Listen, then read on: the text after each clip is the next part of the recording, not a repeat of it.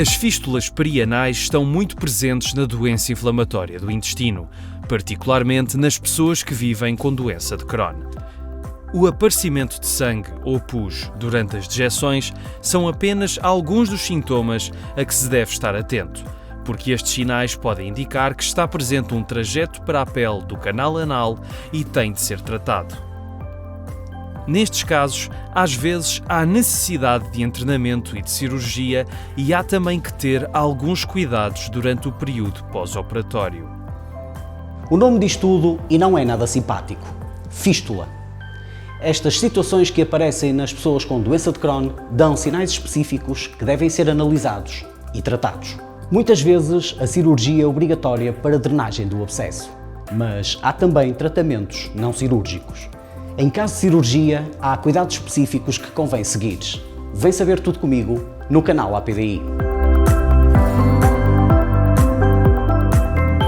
Doutora Paula Ministro, muito obrigada por ter aceitado o convite de estar no canal da APDI, ainda por cima para falarmos de um tema que pode ser complicado para muitas pessoas com doença, as fístulas perianais. E começamos pelo princípio, porque é que elas aparecem?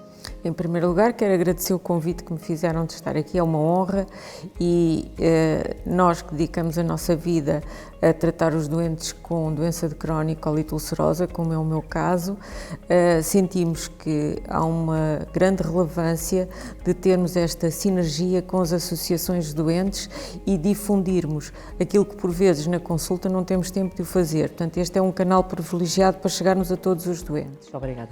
Em relação à pergunta que me fez sobre a doença, a origem das fístulas, é um bocadinho difícil de responder-lhe essa pergunta, porque nós não sabemos qual é a etiopatogenia ainda, como não está completamente definida a etiopatogenia da doença de Crohn. O que se sabe é, e advindo do restante fisiopatologia da doença, é que existe um processo inflamatório alterado. Esse processo inflamatório leva a com que hajam úlceras, por vezes profundas. Essas úlceras tendem, e se nós pensarmos no caso da doença perianal, naquela localização anal com as bactérias, a completar o processo inflamatório, levam à fissuração, à criação de trajetos anómalos que se estendem desde o canal anal e depois abrem para a pele, para deixar drenar o pus e os abscessos, o abscesso que geralmente se faz no seio dos tecidos moles, e no fundo é uma etiopatogenia complexa, em que existe não só inflamação anómala, como infecção dos tecidos. Ok. E quando é que se diz que essa fístula perianal é complexa? Porque também se fala disso, não é? Na doença de Crohn, a grande maioria, 80% das fístulas, são complexas. As fístulas que são lineares, que têm origem nas glândulas do canal anal e que ocorrem na população em geral, que não tem doença de Crohn, são lineares, não atingem em profundidade o aparelho esfincteriano, enquanto que, e são mais superficiais. As fístulas na doença de Crohn tendem a ser mais altas, envolver ambos os esfíncteres, porque quando nós falamos no canal anal, o canal anal é uma estrutura nobre no corpo.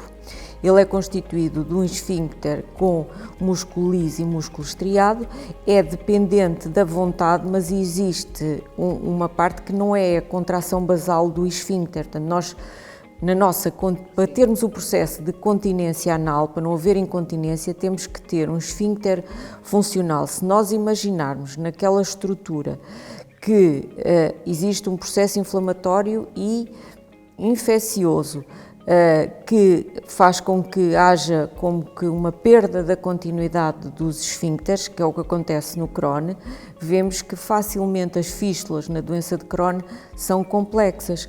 Na população em geral, quando ocorrem estas fístulas, os trajetos são mais lineares, são fáceis de tratar, geralmente com uma pequena cirurgia de drenagem ou cortando parte do trajeto fistuloso, consegue-se tratar facilmente. Na doença de Crohn existe outro processo fisiopatológico por trás, torna as fístulas mais frequentemente complexas e mais difíceis de tratar. Falou na doença de Crohn, na colite ulcerosa este processo não acontece? Na colite ulcerosa, geralmente a doença tem as características semelhantes à população em geral. Ok.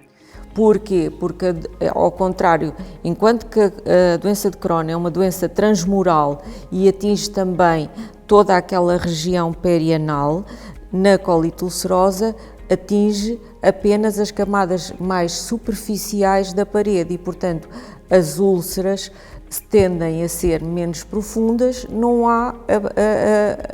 ocorre a existência de fístulas, porque as fístulas na doença de Crohn não existem só na doença a nível perianal, elas existem também na parede existem para a parede abdominal, existem entre as ânsias intestinais, existem entre as ânsias e a bexiga, portanto pode haver um processo de fistulização para outros órgãos. Para outros órgãos. Exato. Quais são os sintomas que habitualmente aparecem ligados às fístulas perianais?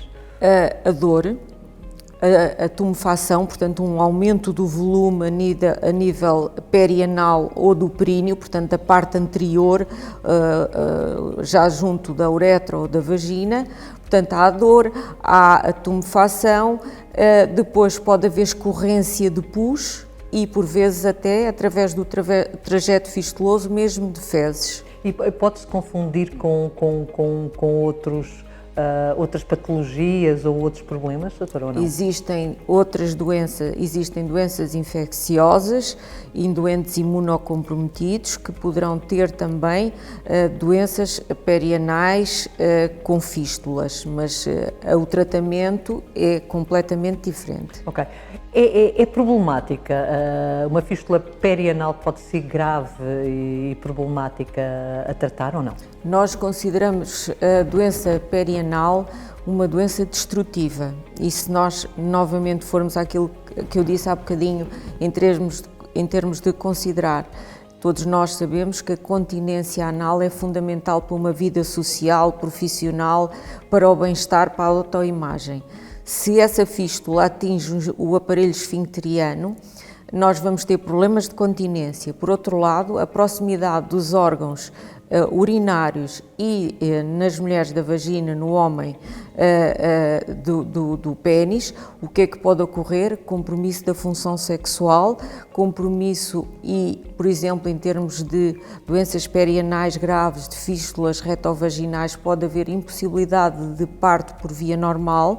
Portanto, isto tem muitas consequências em termos fisiológicos dos outros órgãos anexos na vida das pessoas em termos sociais e em termos profissionais também. Há dados em Portugal, não sei se calhar até estatísticos, comparativamente com o resto dos países do mundo, não sei se vocês têm ou não, relativamente ao número de pessoas com doença de Crohn em Portugal que têm, de facto, que são vítimas deste problema. Assim, dados concretos não tenho para lhe dizer, mas, por exemplo, no meu serviço, nós temos 30% dos doentes, e isto vai de acordo com a estatística internacional, 30% dos doentes têm doença perianal ao longo do curso da doença. E é muito, não é? É muito. 1/3 dos doentes vêm a desenvolver fístula durante a sua vida. Depois sabemos que 10% dos doentes, a primeira manifestação da doença pode ser da doença de Crohn pode ser a doença perianal, e aí é que pode haver dificuldades de diagnóstico, porque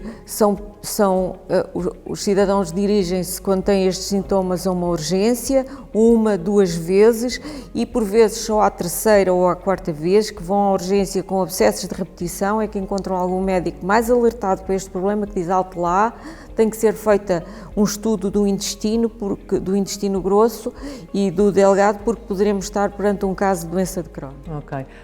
Tratamentos, a cirurgia é sempre o caminho a seguir ou há aqui outros métodos que podemos utilizar? O tratamento da doença perianal e da doença de Crohn é um tratamento médico-cirúrgico. Sempre. Nós temos que ter sempre os cirurgiões ao nosso lado. Sempre. E se não tiverem ao nosso lado, pelo menos a um contacto telefónico breve para poder vir observar o doente connosco e delinearmos uma estratégia de tratamento. passa pelo tratamento. Em primeiro lugar, o que nós queremos tratar é a infecção. Portanto, tratar a infecção geralmente exige a presença de um cirurgião. Temos que drenar, temos que abrir e tudo o que está infectado tem que ser drenado para possibilitar a ação dos antibióticos, porque nesta primeira fase o que nós queremos tratar é a infecção.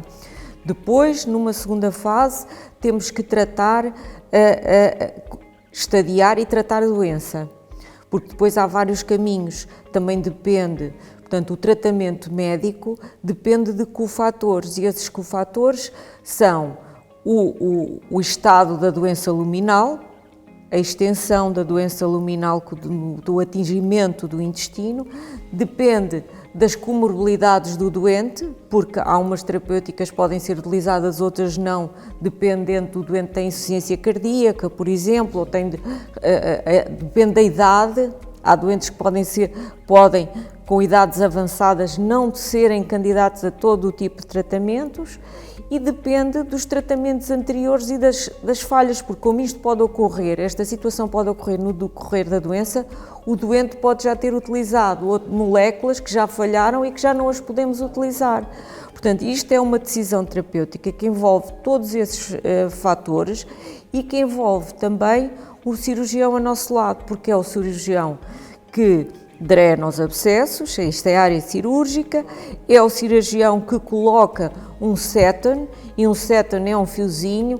Eu às vezes, na brincadeira, digo aos meus doentes que vão ter um piercing num sítio que não gostavam, mas que fica aquele fiozinho é responsável por nós nos assegurarmos que a infecção está drenada e entrarmos com a terapêutica médica. E essa terapêutica médica é sempre terapêutica imunomoduladora. Pode ser medicamentos como a azatioprina ou metotrexato associados à terapêutica biológica. Que a terapêutica biológica aqui, particularmente os anti-TNFs, que são o infliximab, o adalimumab, são os tratamentos que realmente de primeira linha, mesmo nos biológicos. Os mais recentes ainda não têm tantas provas dadas como os anti-TNFs. Para um doente com este problema, a qualidade de vida perde-se?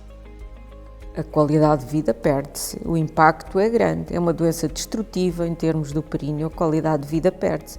Se nós pensarmos nas nossas funções sociais, profissionais e a função sexual, por exemplo, portanto, tudo isto é uma perda de qualidade de vida para os doentes e a própria dor, a limitação dada pelo sintoma físico que é a dor. E o controle desses sintomas e tudo isso, há alguma altura em que, de facto, depois de tudo feito, se consegue ficar igual àquilo que estava antes de aparecer a fístula ou não? Consegue. Se o tratamento for bem sucedido, isto tem que ser como em qualquer fase da doença inflamatória do intestino. Nós temos que ter um plano, ter um objetivo, envolver o doente no objetivo que nós temos, que é porque eles às vezes precisam de ir 2 e 3 vezes ao bloco e sentem-se desmoralizados, e nós temos que dizer que aquilo é um trajeto, é uma caminhada, e que essa caminhada tem como objetivo restabelecer-lhes a qualidade de vida, naqueles domínios todos que já falámos, não é? E esse envolvimento dos doentes dá-lhes motivação. O facto de saberem que têm um gastroenterologista e um cirurgião do lado deles e que eles podem aceder a esse gastroenterologista e esse cirurgião sempre que tiverem complicações daquela localização, que é uma localização difícil até para eles se expressarem, é mais outra vantagem que nós temos. Portanto, o tratamento é possível, os doentes podem voltar à linha de partida, por assim dizer, mas têm que ser muito bem orientados. Muito obrigada, doutora Paula Ministro, foi um gosto falar com a senhora e termos colocado as coisas tão de frente sobre um tema que muitas vezes, como disse, é tão difícil de ser aberto, digamos assim, para a população. Fica para os doentes a sua mensagem e, de facto, esta mensagem de esperança final que eu acho que é muito importante. Muito obrigada. Muito obrigada. As fístulas perianais complexas são um dos problemas da DDI, em particular da doença de Crohn. Além do mal-estar que a situação provoca e das dores por vezes intensas, há sinais a que devemos estar atentos para que o diagnóstico seja mais rápido. Mais uma vez, o gastroenterologista pode ser aqui o teu aliado. Fica atento. Caso tenhas alguma dúvida ou te sintas desconfortável, contacta a PDI, estamos cá para te ajudar.